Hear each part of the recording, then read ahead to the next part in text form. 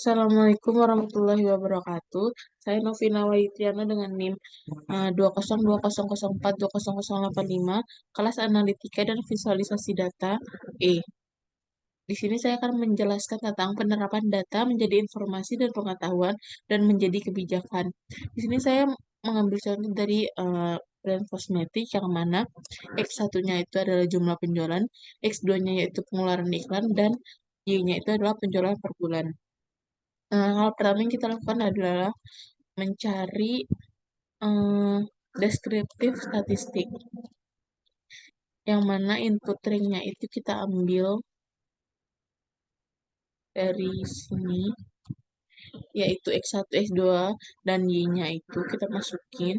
Jangan lupa labelsnya dicentangin, dan untuk output ringnya ini kita bisa pilih di mana aja.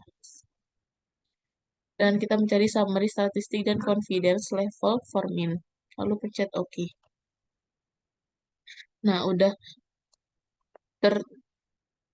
ditampilkan bahwa untuk rata-rata dari X1 atau jumlah penjualan itu 4,73333, dan untuk X2 atau pengeluaran iklan yaitu rata-ratanya 28.333,333, dan yang ketiga yaitu variabel Y-nya yaitu penjualan per bulan, dengan rata-ratanya 75.3333,33. Di dalam tabel deskriptif statistik ini juga ada minimum dan maksimum. Lalu yang kedua kita akan mencari regression. Oke, untuk input Y-nya itu kita mengambil penjualan per bulan.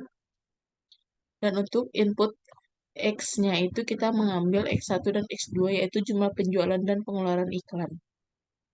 Lalu jangan lupa mencentang labels, dan untuk output ringnya itu kita bebas pilih di mana saja.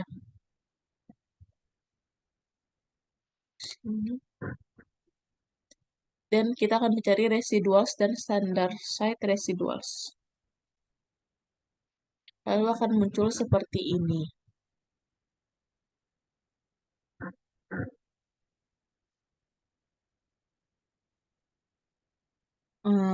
Untuk di dalam regression statistik itu ada R square dan adjusted R square. Yang mana sekarang saya akan mencari yang R square. Nah, untuk jumlah R square-nya itu yaitu 0,87 0,87868712, yang mana akan kita persenin menjadi 0,87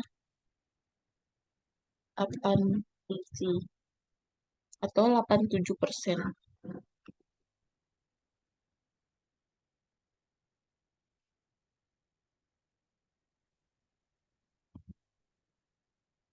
Lalu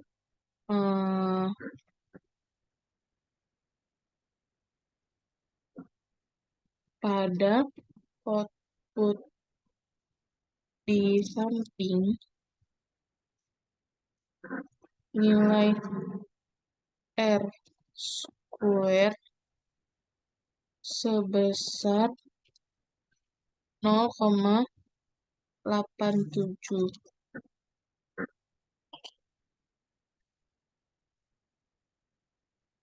Ini bisa diartikan bahwa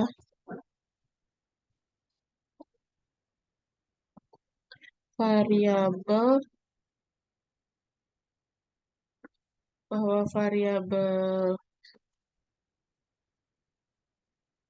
jumlah penjualan, variabel jumlah penjualan atau X1, dan variabel pengeluaran iklan atau X2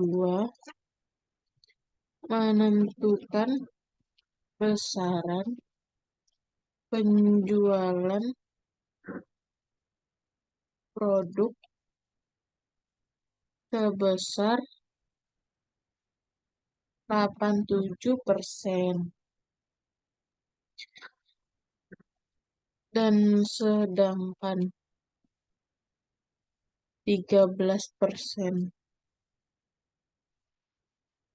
lainnya ditentukan oleh variabel lain di luar model.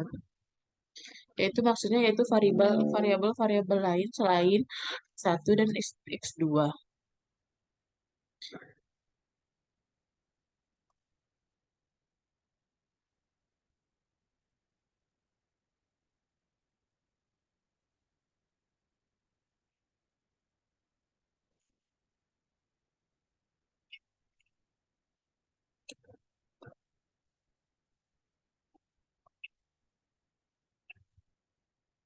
Lalu selanjutnya ada di bagian signifikan F.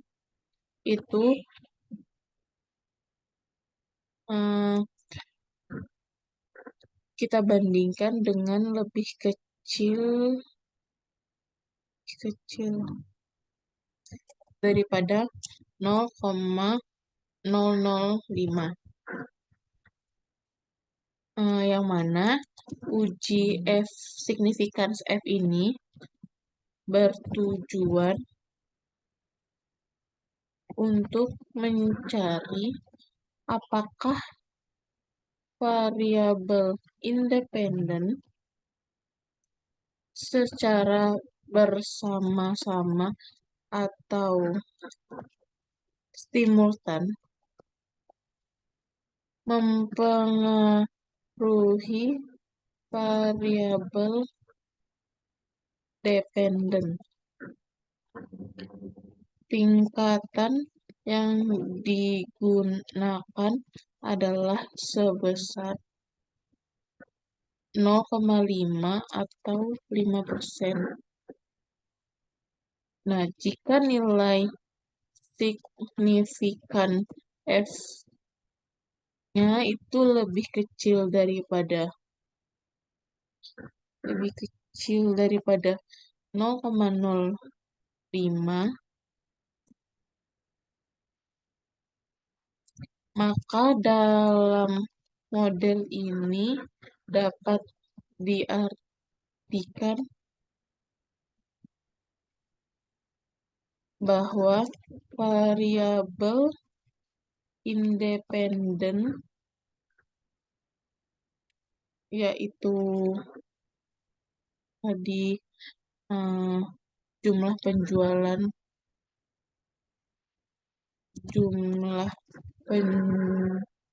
penjualan atau X1 dan pengeluaran iklan atau X2 secara simultan mempengaruhi variabel independen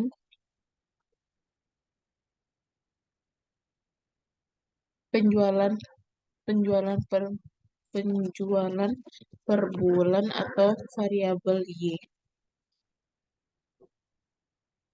Uji signifikan ini bertujuan untuk mencari apakah variabel independen secara bersama-sama mempengaruhi variabel dependen.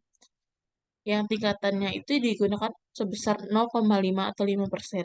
Jika nilainya signifikan, maka dalam model ini dapat diartikan bahwa variabel X1 dan X2 itu mempengaruhi variabel dependen. Tetapi di dalam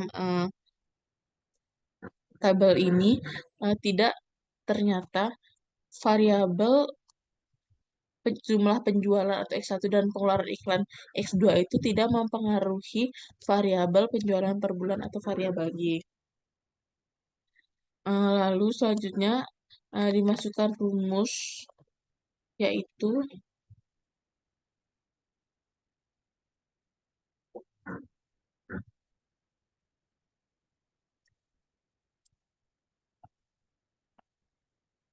masukkan rumusnya Y sama dengan A plus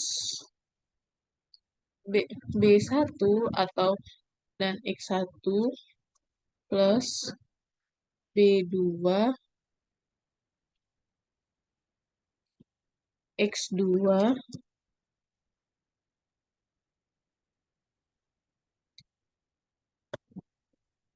X2 ditambah E. Lalu akan menjadi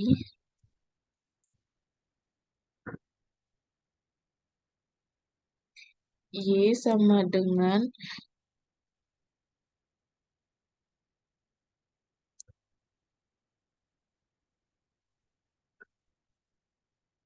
6, 4, 8, 4, 7, 3 diambil dari koefisien ini. 6, 4, 8, 4, 7, 3,83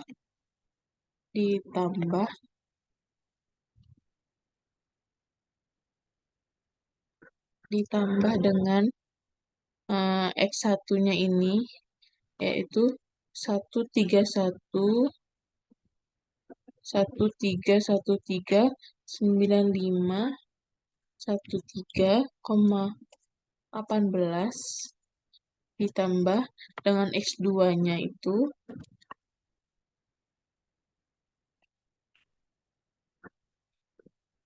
yaitu 4,408,64,6308.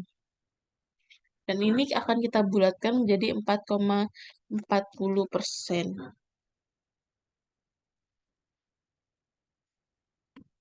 Ditambah 4,40 X2 ditambah dengan E. Atau menjadi seperti ini.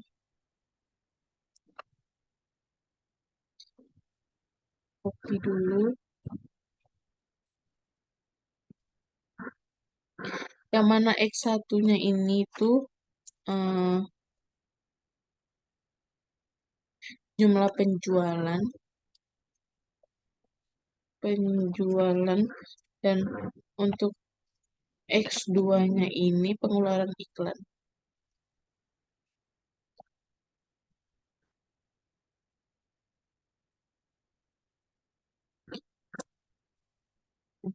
Ya gitu.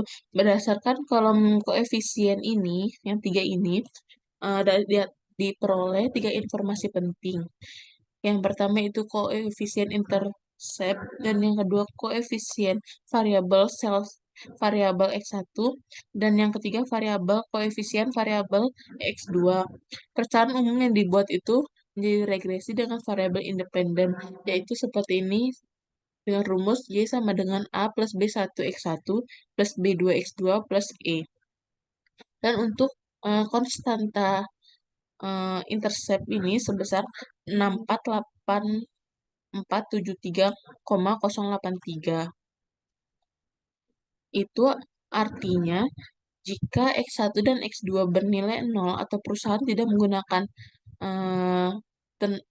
tidak menggunakan pengeluaran iklan dan juga tidak mengeluarkan penjualan tidak jumlah penjualan, maka Y-nya penjualan per bulannya itu sebesar